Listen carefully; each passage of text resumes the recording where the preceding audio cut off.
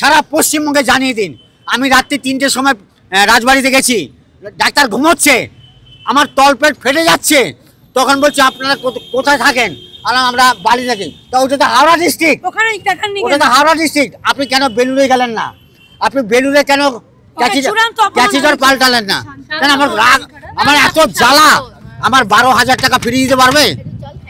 আমার না, আমার জল লাগবে না। আমি আপনাদের সাক্ষাৎকার দেখে আমি ভাবছিলাম যে কাছে বলা যায়। আজকাল কেউ আজকে যদি মরে যেত কি করতে? না, মরে যাওয়ার কথা না। আমার তলপেট ফেটে যাচ্ছে, ডাক্তার ঘুমোচ্ছিল, রাজবাড়ি ডাক্তার ঘুমোচ্ছিল। কি বলো জানেন? বলে আপনারা তো হাওড়া ডিস্ট্রিক্টের লোক, হুগলিতে এসছেন কেন? হুগলিতে এসছেন কেন? রাজবাড়ির ডাক্তার বাবু বলছে। হ্যাঁ, এই যদি আপনার বাড়ির কাছে যে সরকারি হাসপাতাল আছে উত্তরপাড়া বললেন, উত্তরপাড়া স্টেট জেনারেল হসপিটাল, হ্যাঁ গেছিলাম তো, রাত্রি 3টের সময় গেছি। সার্জেন নেই, ডাক্তারবাবু ঘুমোচ্ছে, আবার আমাকে ফিরিয়েও দিচ্ছিল যখন, হ্যাঁ রাজবাড়ির ডাক্তার। আবার বললো, আবার আমাকে ইউরিন টেস্ট, কি বলে, প্রেশারটা নিল। যখন দেখলো প্রেশার একেবারে লো হয়ে গেছে, না ওনাকে একটা ভর্তি করা দরকার আছে, তখন আমাকে মেঝেতে শুয়ে রাখলো। ওই একটা গদিওয়ালা স্পঞ্জের ছেঁড়া ফাটা গদি, আমাকে তখন তো বাঁচতে হবে। আমার তলপেট তখন ফেটে যাচ্ছে, ইউরিনটা না হলে আমি হার্ট ফেল করে যেতাম। 69 বছর বয়স, আমি ক্যাটারিংয়ের কাজ করে আমার সংসার চালাই। হ্যাঁ, একবার বোঝা উচিত ছিল না ডাক্তারবাবুর যে আমি যে ফোন নাম্বারটা লিখে দিলাম, ইনি কি সেই ক্ষমতা আছে আমার? আপনারা এটা পারলে আমাকে কাগজে দিন। আমার জীবনে কোনোদিন কাগজে নাম ওঠেনি। এত মানুষের ঘটনা কাগজে দেয়, আপনারা কাগজে দিয়ে জানান যে প্রাইভেট ডাক্তাররা কি করে ডাকাতি করছে। প্রাইভেটের সাথে সাথে সরকারি ডাক্তার হয়ে দেখো, তার তো হাসি মুখ থাকবে, তার তো মিষ্টি ব্যবহার থাকবে। হ্যাঁ, সুনির্মল চৌধুরী, অথচ দেখুন 25টা চেম্বারে উনি যাচ্ছে, 700 টাকা। আচ্ছা শুনুন, আমি যখন শ্রীরামপুরে গেলাম, আমি হলাম কি ওখানে গেলে বোধহয় আমাকে খুব বোধহয় একটু মানে ভালো ট্রিটমেন্টটা করবে। আচ্ছা বলো, এই ইউরোডাইনামিক স্টাডি, এইটা একটু নোট করুন। ইউরোডাইনামিক স্টাডিটা করতে 5,000 টাকা লাগবে। একে যখন ফোন করলাম, এটা সরকারি জায়গায় হয় না? না। আচ্ছা সরকারি জায়গায় হবে না কেন? এই যেখানে হবে। আজকে কি করে হলো?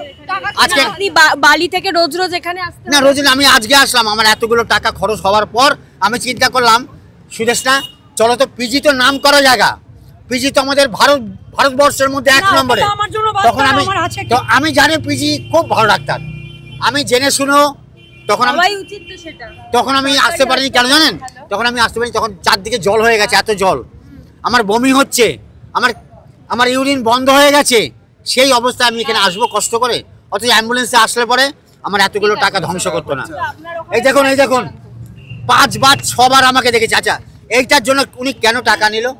এইটার জন্য, এই নাম্বারটা দেওয়ার জন্য, আর কিছুই লেখেনি, কোনো ওষুধও লেখেনি।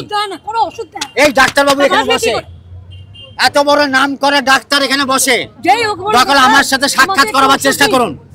আমি ওনার মুখোশ খুলে দেবো, আমি খুলে দেবো। আমাকে কি বলে জানেন? আমাকে বলছে আপনি বড্ড বেশি কথা বলেন, আমি যখন হাতে পায়ে ধরলাম, ডাক্তারবাবু আমাকে অপারেশন করে দিন, বলছে কি আমাকে ভাবতে দিন। তা ভাবতে দিয়ে টাকা খাচ্ছে, এনার কি ইনকাম নেই? ইনি কি পিজি হাসপাতাল থেকে মাইনে পায় না? আমার সবচেয়ে দুঃখ রইলো, একটা গরিব মানুষের মাথা বাড়ি মারলো।